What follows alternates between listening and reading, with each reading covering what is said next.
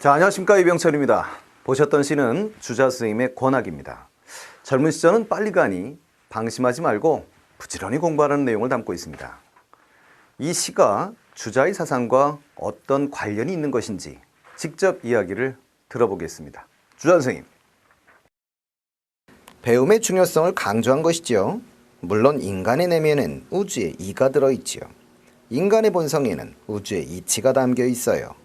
이것을 저는 성증이라고 표현합니다. 그러나 성인이 되기엔 불충분하기에 옛 성현의 말씀을 통해 더 공부해야 하는 것입니다. 아, 그렇군요. 그런데 주자님과 생각을 달리하시는 분이 한 분 계십니다. 그분의 말씀을 한번 들어볼까요? 저는 주자님의 의견엔 반대합니다. 성인이 되는데 따로 공부를 할 필요는 없습니다. 인간의 마음 안에 이미 온전한 이치가 있기 때문이지요. 저는 이것을 심증이라고 표현합니다. 아, 그렇군요. 주자님은 성증리, 양명님은 심증리를 주장했군요. 그런데 쓰신 용어들이 어려워서 수험생 여러분들이 매우 어려워하시겠습니다. 그럼 이해를 돕기 위해서 영상을 하나 보도록 하겠습니다.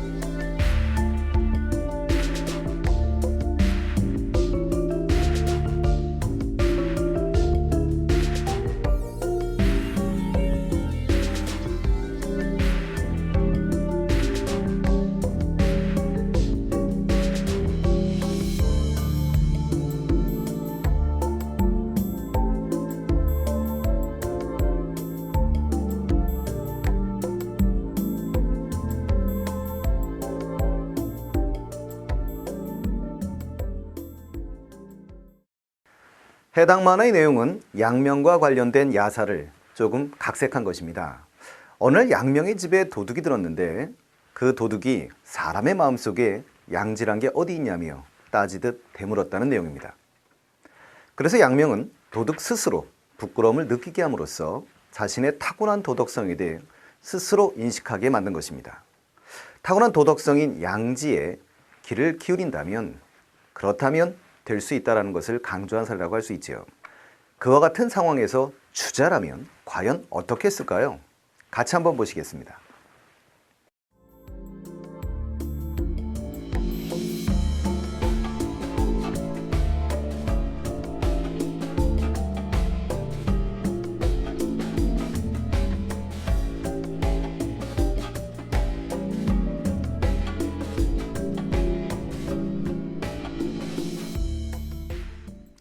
이 만화는 가상의 상황을 한번 만들어 본 것입니다.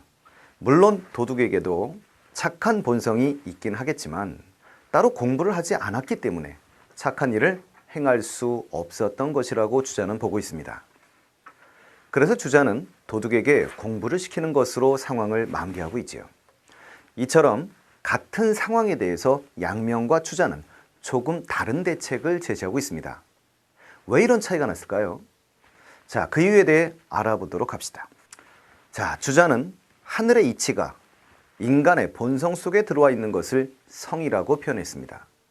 그래서 이를 성증이라고 표현하게 되는 것이지요. 그러나 성증리에는 숨어있는 의미가 하나 더 있는 것입니다. 그것은 다양한 사물에도 우주의 이치가 들어가 있다는 것이지요. 즉 인간에게 들어와 있는 이 천리인 성 말고도 또 다른 사물에게도 천리가 들어가 있다고 표현하는 것이 바로 성증리가 되는 것입니다. 그러나 양명은 이런 주자의 생각에 반대하며 심증리를 주장하고 있습니다. 자, 보시면 알겠는데요. 양명 또한 하늘의 이치가 인간의 마음속에 들어와 있다는 것은 인정을 합니다. 양명은 이를 양지라고 표현하고 있습니다. 그러나 양명은 사람 마음 밖에 사물의 이치가 따로 존재하는 것에 대해서는 반대를 합니다. 즉 인간의 마음에 이미 모든 이치가 담겨 있을 뿐 외부의 사물에 따로 담겨 있는 것은 아니다 라는 의미에서 심증이라는 표현을 쓰고 있는 것입니다. 심증이와 성증이를 구분하는 가장 큰 차이점은 마음 밖에 어떤 사물 속에 객관적인 이치가 담겨져 있느냐 아니냐라는 차이라고 보시면 되겠습니다. 이런 이론적 차이가 이들의 사상에 어떤 차이점을 가져오게 되었을까요? 그 대표적인 사례인 경물치지의 예를 살펴보도록 하겠습니다.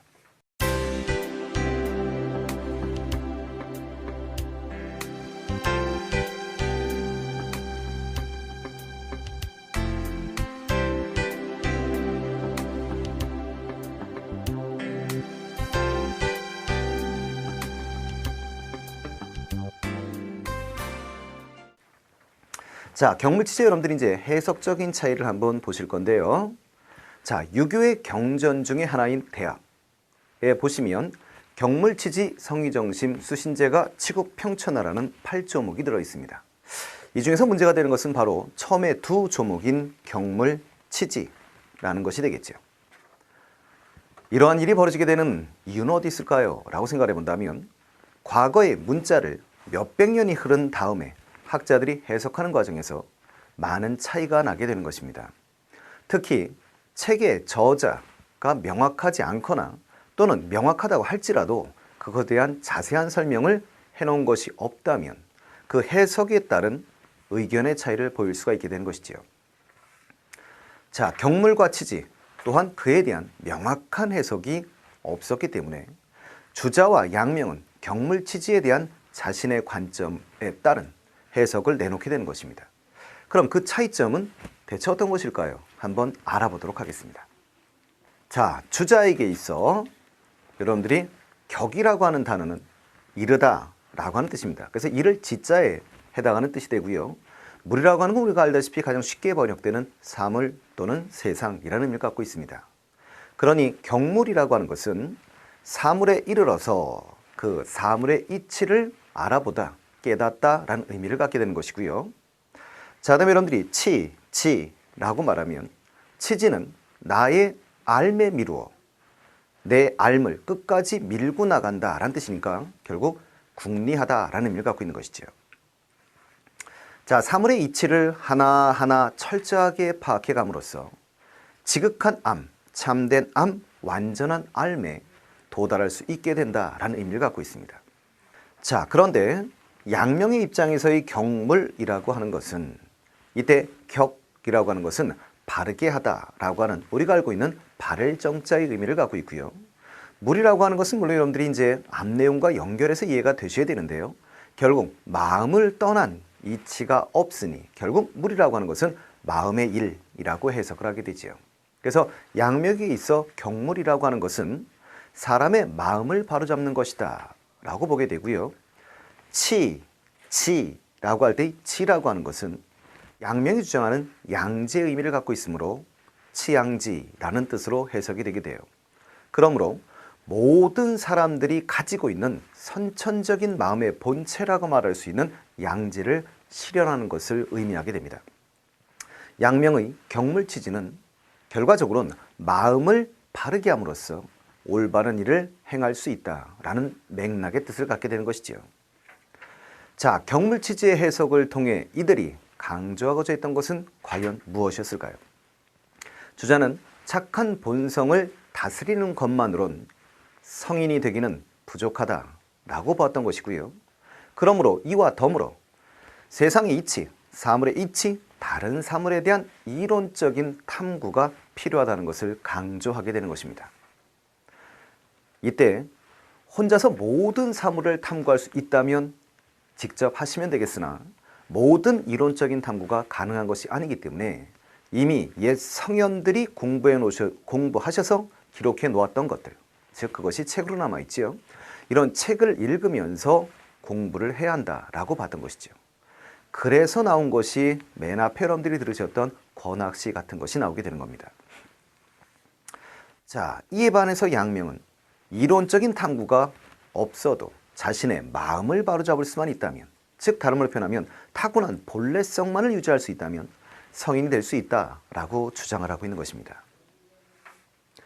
왜냐하면 주자의 사상이 학습을 강조하다 보니 훗날 양명이 살던 시대의 유학자들에게 도덕적인 행위가 뒷전이 되는 경향이 나타났었기 때문이었지요.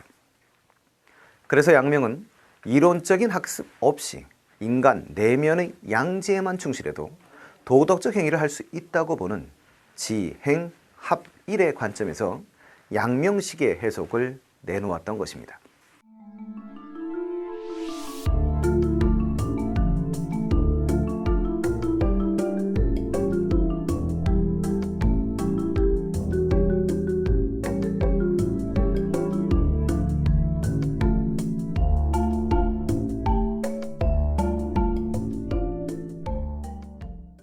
자, 이상으로 주자의 사상에 대해 설명해 보았습니다.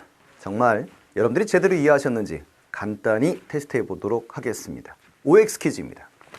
자, 양명은 성인이 되기 위해 인간의 본성을 유지해야 한다고 보았습니까?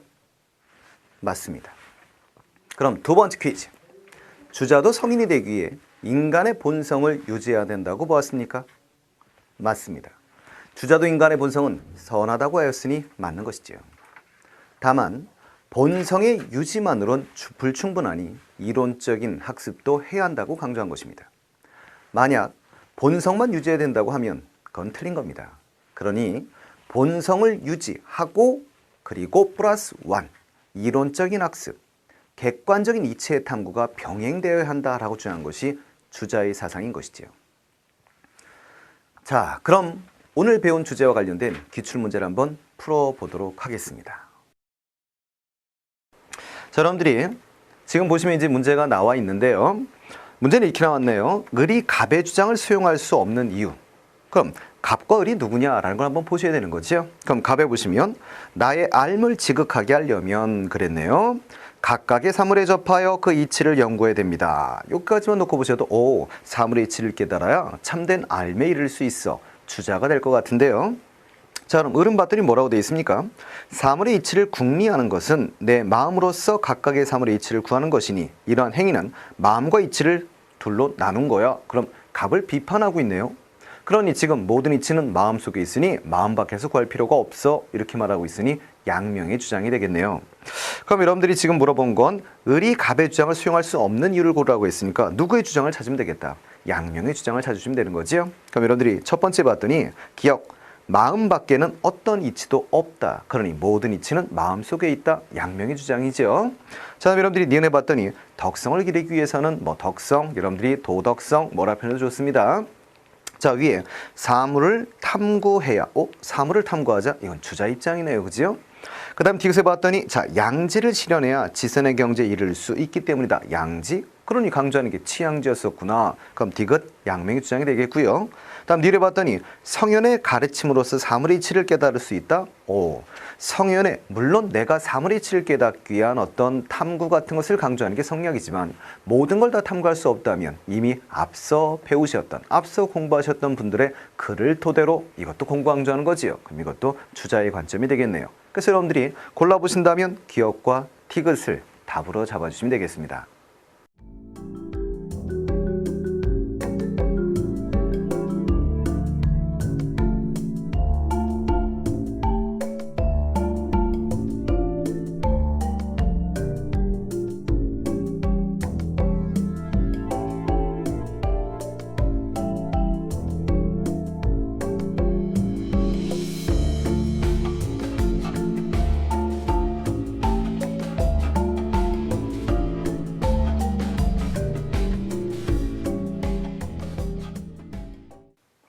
자, 문제는 어렵지 않았죠?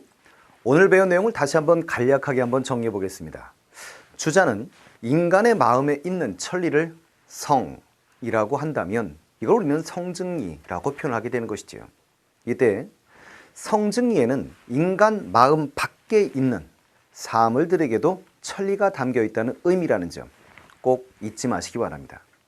그래서 자신의 마음속에 있는 천리를 잘 다스림과 동시에 외부 사물에 대한 탐구가 필요하다고 주장한다는 것, 이거 아주 중요한 내용이 되겠지요. 그래서 주자는 경물 치지를 외부의 사물을 탐구하여 진정한 완전한 삶에 이를 수 있다라고 해석을 하였다는 것 꼭 기억을 하시고요. 자, 이에 반해서 양명은 인간의 마음이 곧 이치라는 심증리를 주장했는데요. 이때 심증리에는 인간 마음 밖엔 따로 이치도 사물도 없다라는 관점이 담겨 있다는 것 조심하시면 되겠습니다.